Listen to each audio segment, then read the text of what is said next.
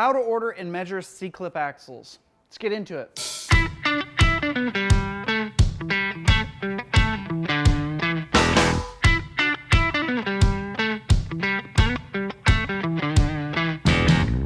All right, if you've seen our other video on press-on bearing axles, this is gonna feel really familiar. So we're gonna start by going to our website, dutchmanaxles.com. We're gonna go to the ordering section, and then we're gonna look for C-clip axles. There's stock replacement, and then there's custom. Either one works. We'll go over all the same information. I recommend printing that form and bringing it with you to your axle so you can look at it, write on it, take notes, and then come back to the computer to place your order later.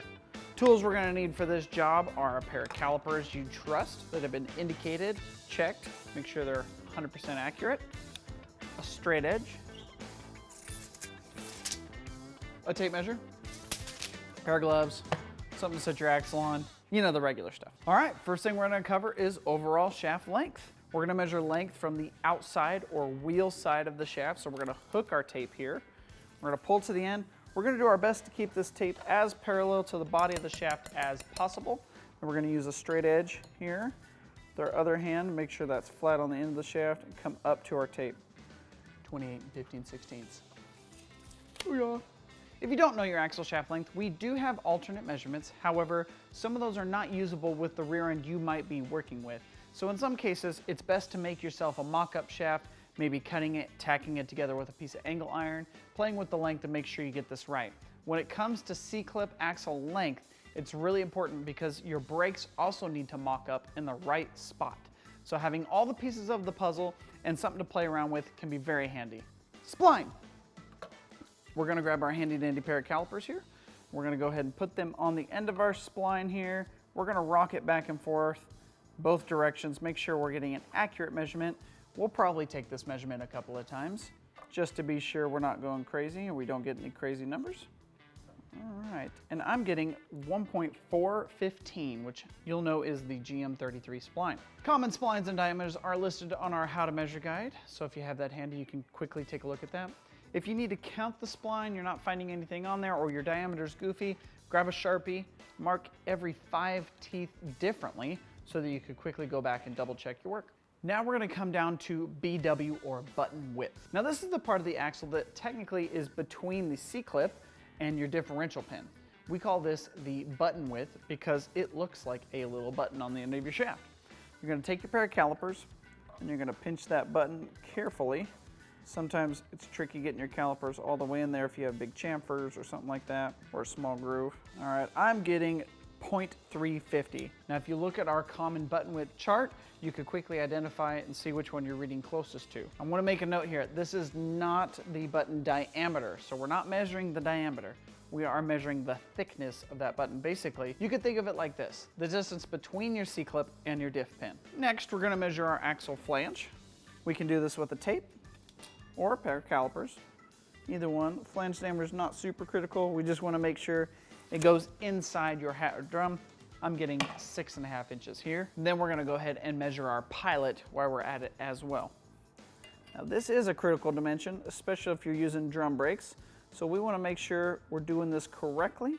We're going to measure it a couple of times, make sure we're getting an accurate reading. And I'm getting 3.092, 093. That's common GM truck. Again, listed on our how to measure guide.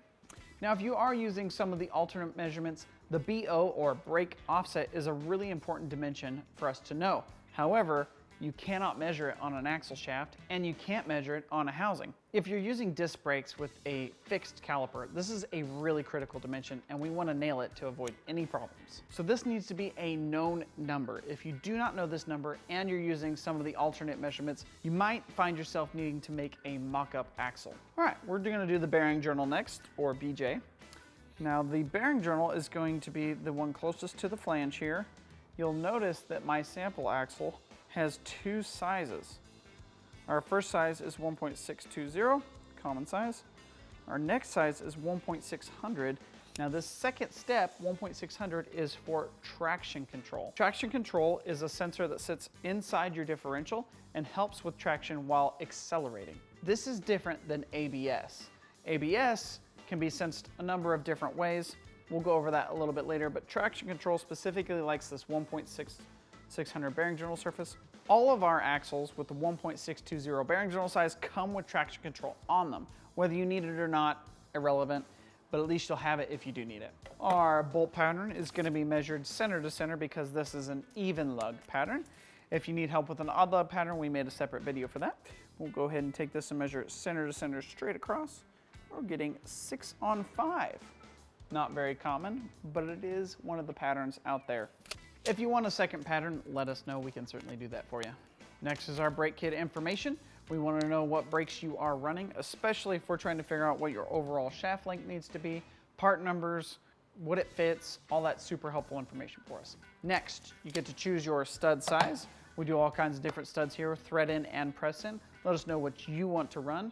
If you don't know what stud is factory, we suggest grabbing a lug nut, checking it out. For most applications, we can supply bearings and seals, so if you want that, be sure to add those in the hardware selection area. All right, the last thing we're gonna cover is talking about ABS. Sometimes shafts sense ABS in the differential, and that's no problem. That doesn't change how we would make the shafts at all.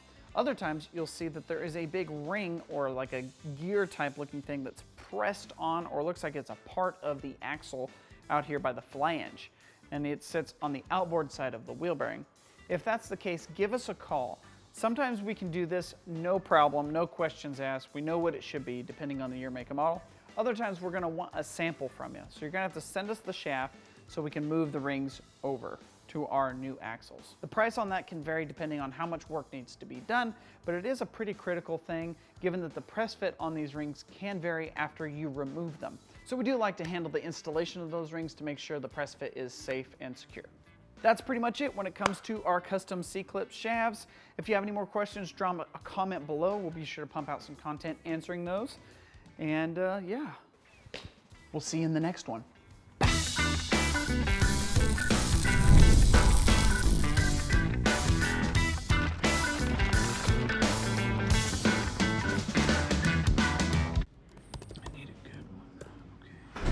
Yeah, how that works.